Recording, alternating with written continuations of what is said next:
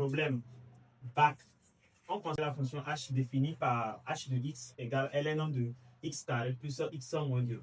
Donc, dans cette vidéo, nous allons voir comment étudier une fonction logarithme. Donc, c'est pour les élèves de la classe de terminale qui passent à l'examen le baccalauréat. Oui, si tu es un élève, suis attentivement cette vidéo car cette vidéo va t'aider à comprendre mieux comment étudier-t-on les fonctions logarithmiques. Pour cela, je t'invite à t'abonner à la chaîne, à liker la vidéo, à partager aussi avec tes amis. S'il le faut, essaie de regarder à la fin de la vidéo aussi pour m'encourager. Merci. Donc, on va directement entamer la correction de ce problème. Donc, allons-y. Ici, nous avons quoi? H de x égale à ln de x carré plus x moins 2. Donc, premièrement, on nous pose la question, quel est l'ensemble de définition de la fonction? Donc, je vous mettrai le sujet en haut de la vidéo et vous allez mettre pause la vidéo et traiter le sujet avant de regarder la correction. C'est bon? Donc, c'est ça. Donc, ici, quel est l'ensemble de définition de la fonction h? Donc, première des choses, nous, on va déterminer le 2 de h. Donc, déterminons d de h. Point.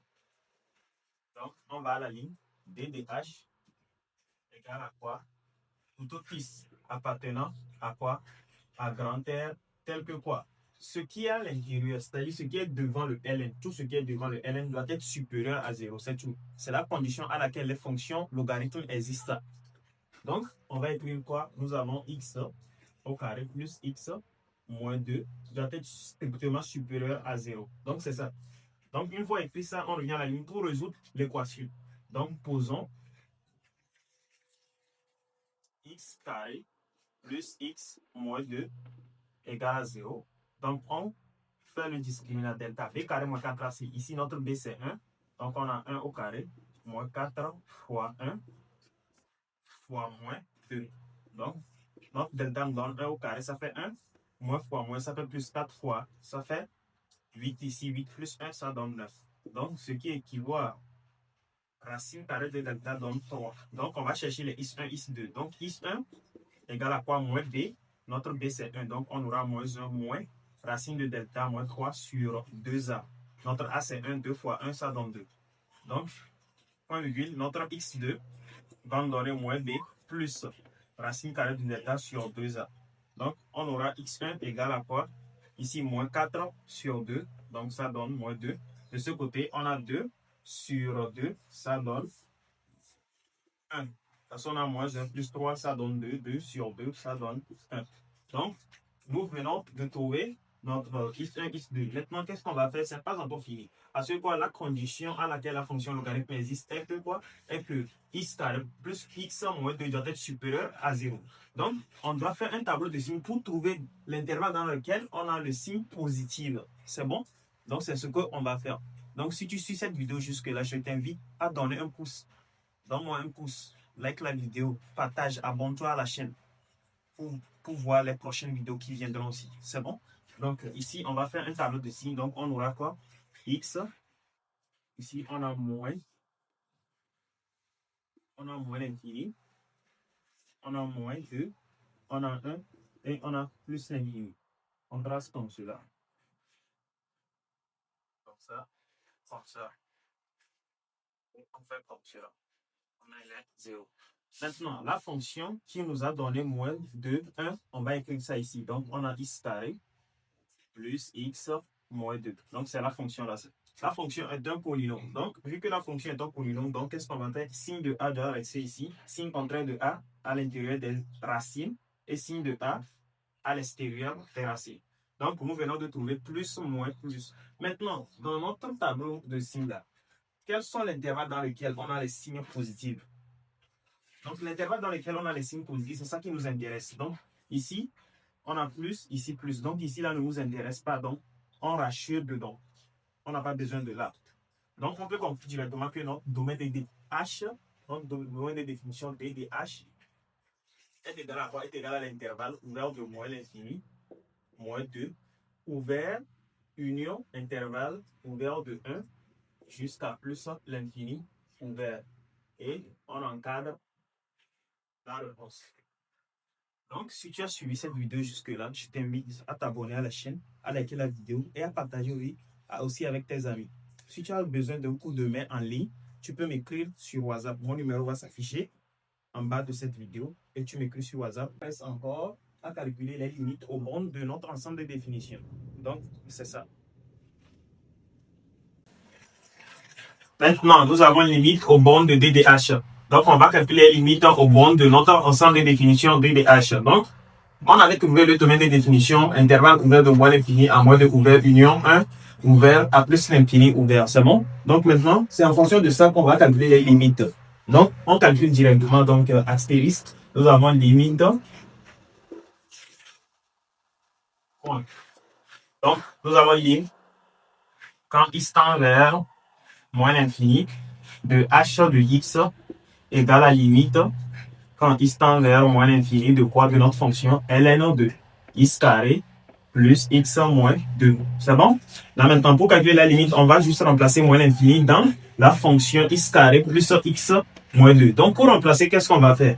On nous a déjà appris dans les classes antérieures, c'est-à-dire la classe de seconde, ou soit première, que pour calculer la limite quand x tend vers moins l'infini ou soit plus l'infini d'une fonction polynôme, on choisit le monôme le plus haut degré directement. Donc, le monôme le plus haut degré, c'est dans ça qu'on remplace la limite pour observer ce qu'on peut trouver. Donc, ici, notre monôme le plus haut degré de la fonction x carré plus x moins 2, c'est quoi? C'est x carré. Donc, on remplace moins l'infini là où il y a x carré, c'est tout. Donc, quand on remplace moins l'infini là où il y a x carré, on trouve quoi? On trouve plus l'infini. Donc, c'est ça. On revient ici à calculer limite quand x tend vers moins l'infini de quoi? De x carré plus x moins 2.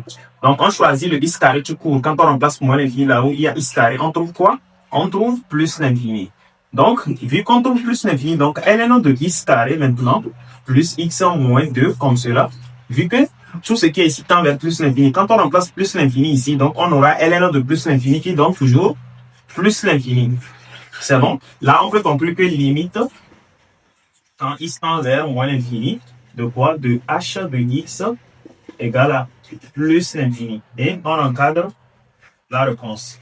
Maintenant, on va calculer la limite quand x tend vers plus l'infini, mais maintenant de h de x. Donc, allons-y. Donc, on aura limite quand x tend vers plus l'infini de h de x qui donne limite quand x tend vers plus l'infini de quoi? De ln de x carré plus x moins 2. Donc, on aura quoi? De même chose, on fait la même chose, on remplace plus l'infini là où il y a le monôme le plus haut degré, c'est tout. Donc, on aura limite quand x tend vers plus l'infini de quoi? De x carré plus x moins 2 égale à quoi? Plus l'infini. Donc, on a ln de x carré plus x moins 2, ça donne plus l'infini. Donc, finalement, on peut conclure que limite quand x tend vers plus l'infini de h de x aussi nous donne plus l'infini. Et on encadre la réponse. Si tu regardes cette vidéo jusque-là, je t'invite à me donner un pouce bleu, à liker la vidéo, à t'abonner à la chaîne, à partager aussi avec tes amis. Donc, ça reste à calculer la limite quand x tend vers moins 2 et limite quand x tend vers 1. C'est bon? Donc, on va le faire tout de suite.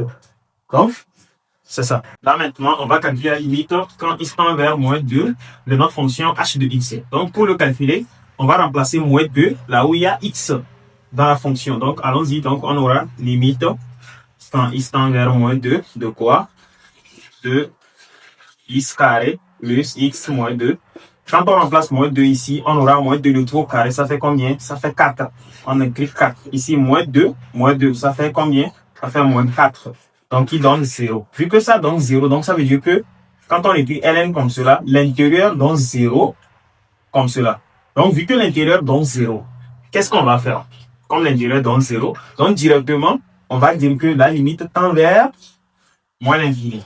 C'est comme si limite, quand x tend vers 0 plus de quoi? De la fonction ln de x. Ça donne quoi? Ça donne moins l'infini. Donc, c'est automatiquement ça. Une fois vu que ce qui est à l'intérieur de ln donne 0 et que tu calcules une limite qui tend vers un réel donné, donc directement, tu dois conclure que la limite donc moins l'infini, c'est tout. Il n'y a pas à faire de calculer, de casser la tête, non. Une fois observé que la limite, quand tu calcules, le x tend vers un réel donné et qu'à l'intérieur de L, ça s'annule, c'est-à-dire ça donne 0, automatiquement, il faut conclure directement que la limite tend vers moins l'infini. C'est tout. Ou soit, si tu veux, tu peux passer par un changement de variable. Donc, pour passer par le changement de variable, tu dois poser que tout ce qui est ici, c'est-à-dire l'intérieur là, donc tu remplaces ici par grand X tend vers ce 0 qui est ici. Et automatiquement ici aussi, tu remplaces par grand X. Donc, tu vas trouver moins l'infini, tu vois. C'est comme si tu fais comme cela. Limite, quand grand X tend vers 0, de quoi? De ln de grand X. Donc, ça veut dire que tout ce qui est ici là, tu l'appelles grand X. Et vu le 0 qui est ici, donc ça veut dire que c'est X qui tend vers moins 2 qui annule ça là. Donc, automatiquement, tu remplaces le X là par grand X qui tend vers le 0 de ln de X et puis ça donne moins l'infini. Tu vois, c'est la même chose. Pas un changement de variable, ça donne la même chose. C'est bon. Donc ici, directement, on peut conclure que limite, quand x tend vers moins 2, de quoi? De la fonction h de x égale à quoi? Égale à moins l'infini. Et on encadre la réponse.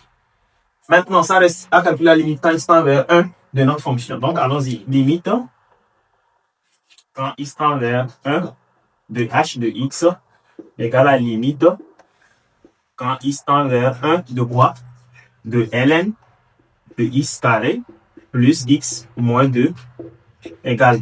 Donc, on remplace 1 dedans aussi. Quand on remplace 1, on aura 1 plus 1 ici. Ça fait 2. 2 moins 2, ça donne 0 encore. Vu que ça donne 0, on applique la même chose. Donc, on aura limite quand x tend vers 1 de quoi? De ln de 0.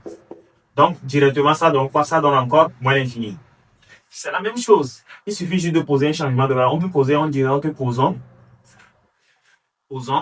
grand X égale à quoi? Égale à x carré plus x moins 2. Maintenant, le petit x tend vers 1, point virgule, grand X va tendre vers 0.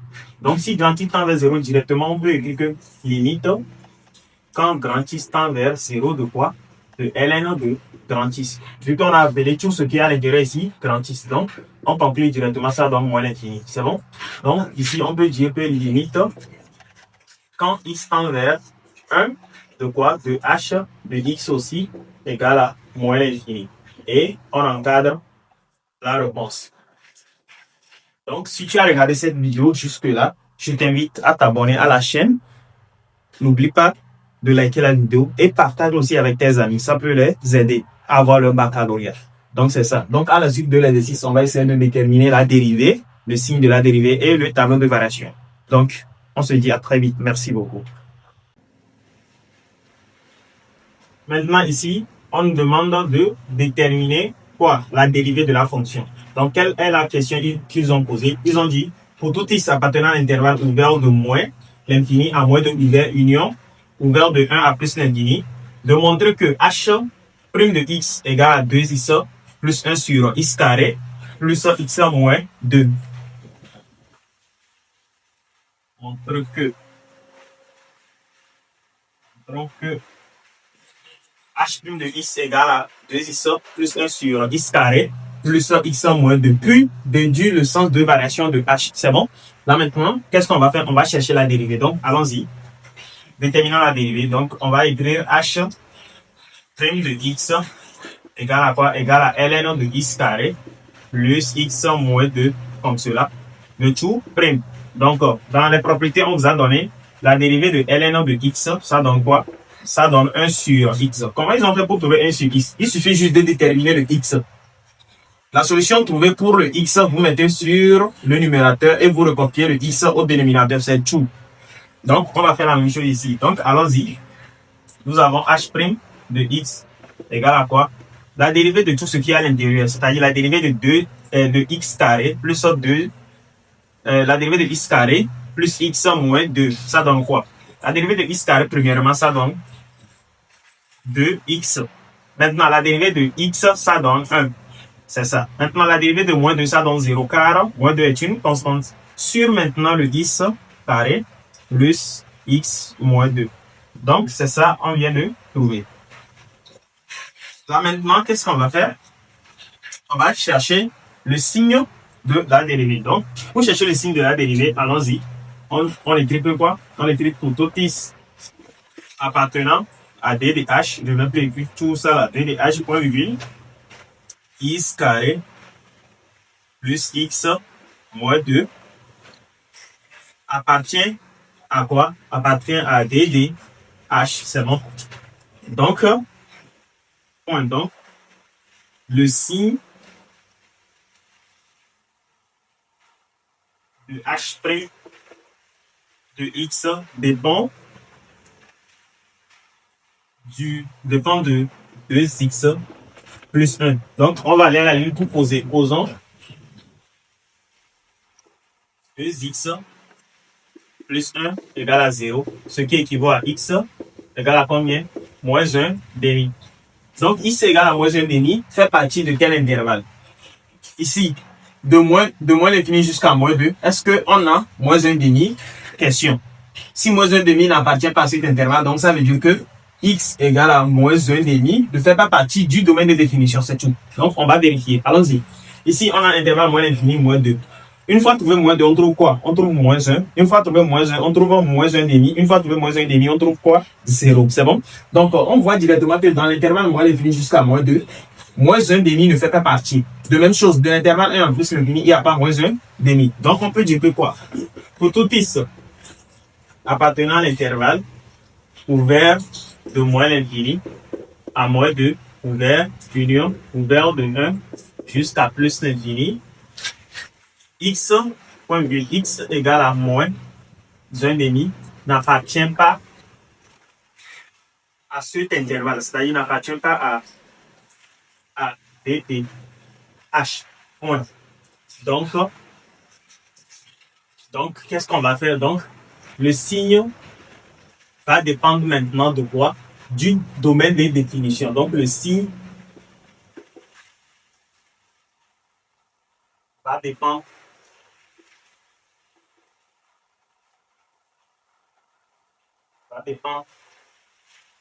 du... Donc, maintenant, nous sommes là pour le signe de variation. Donc, pour le tableau de variation, donc, on avait dit que au niveau du signe, que l'intervalle ouvert de moins l'infini jusqu'à moins 2, on a quoi? On a h' de x qui est inférieur à 0.